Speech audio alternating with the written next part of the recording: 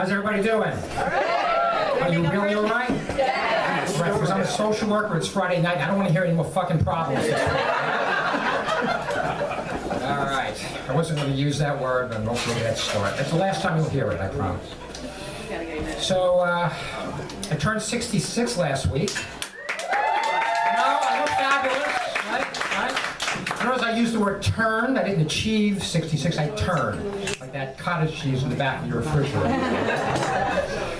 Yeah, and there's a reason, actually, there's a lot of us, this age bracket, it's as much as 20% of the population, but you often don't see us out at night, and I'll tell you there's a reason for it. Because when we go out at night, we sort of scan the room, and we very often figure out we're the oldest person in the room. So I want to do a little field test, because I did scan the room. Is there anybody here older than 66? Fuck. All right, that's the last time you'll hear that. I gotta say, sir, over here, I was counting on you. Because can you just stand up for a second, please? Because I don't know if you're being totally honest. First of all, I'm getting told it. We're not dressed. Look at, we coordinated our outfits. This is why we dress like. I'm 64. I must say, you look fabulous for 64. The next 2 years are going to be sheer hell. Okay, so,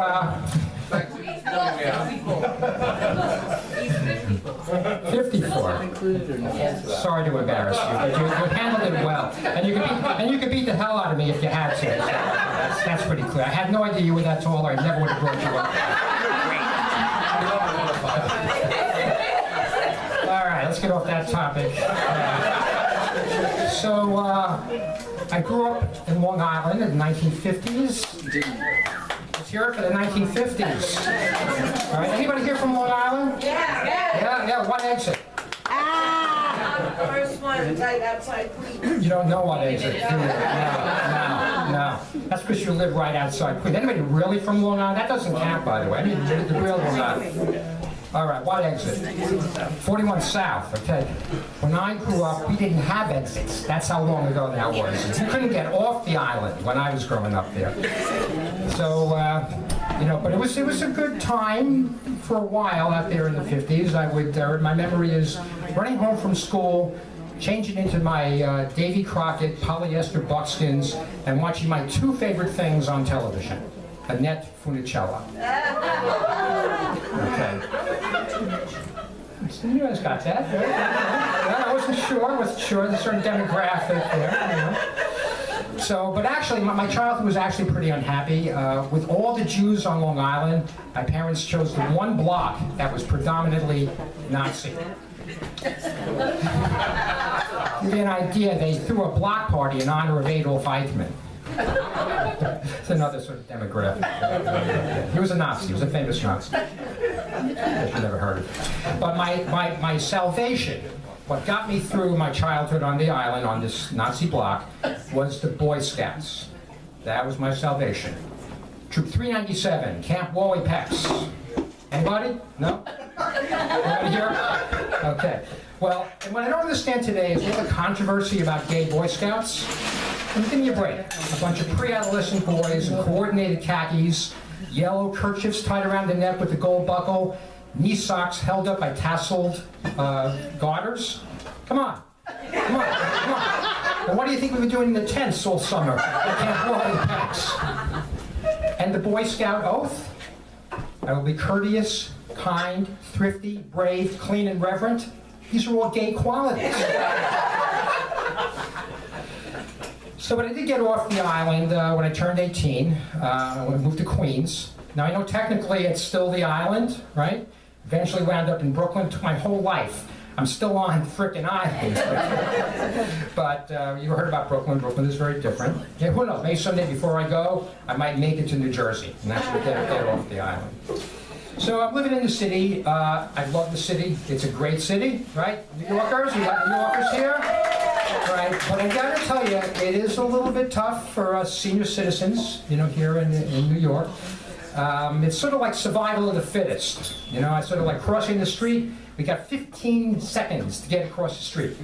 It's sort of like a National Geographic special where the herd of wildebeests are moving. You know, it's survival of the fittest. They're going to weed out that aging wildebeest. And, you know, right now, I'm usually the second to last one to get across. It's that old lady with the walker. I'm beating her. But pretty soon I'll be the last one. So I'm very happy every time I get across. You look up and you see a billboard, a picture of a dead pedestrian, you know, and that could be me. But there are, of course, there are physiological challenges to being an older person. I guess I'm talking about now, we're up to one of your topics, hair. Hair is a challenge. Hair is a challenge.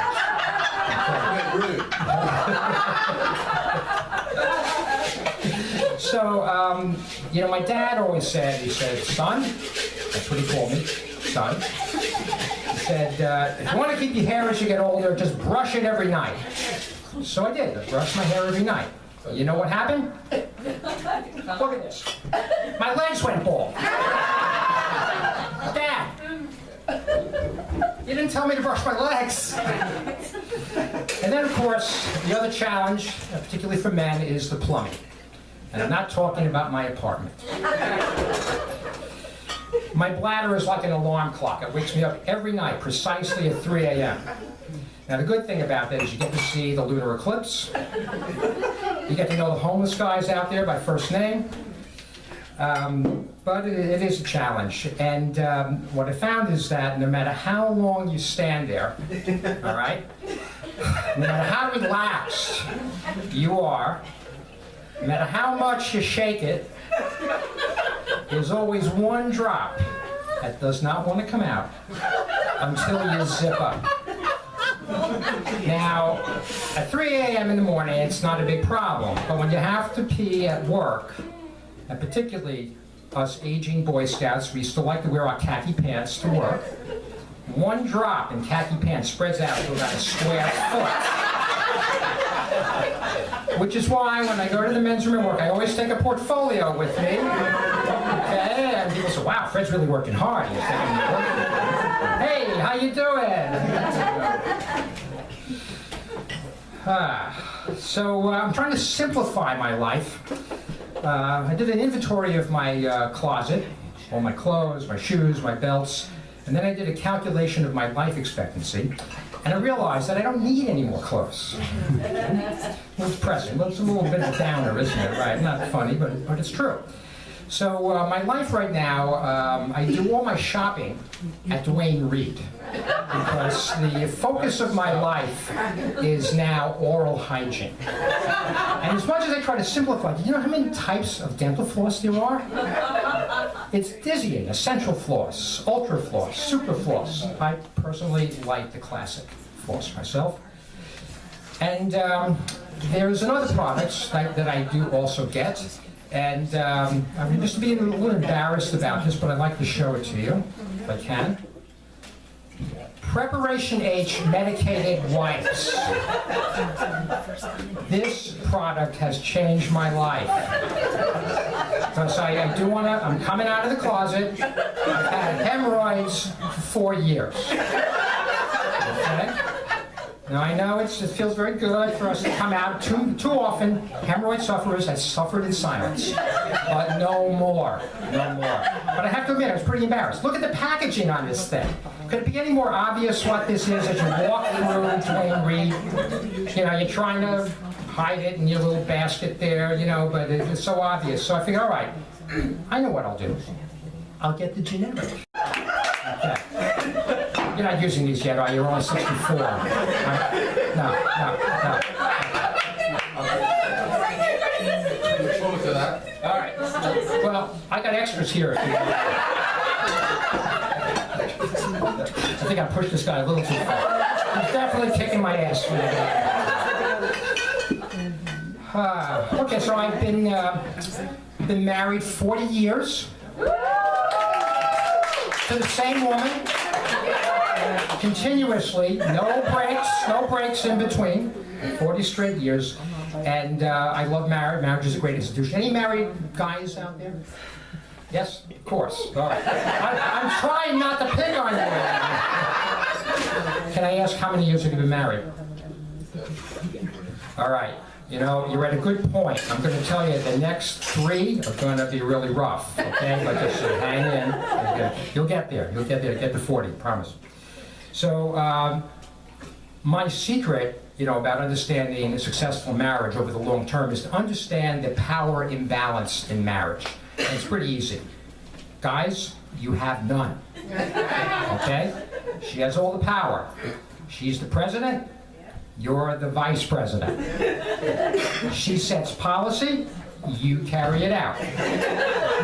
If you have a disagreement, never disagree in public. Okay? She's Obama, you're Biden. Sure enough, every once in a while you shoot your mouth off and she gives you one of those looks. Okay? But that's really the success. So, I was told not to talk about this subject. I've already talked about hemorrhoids, so how much worse, you know, can I be? Sex.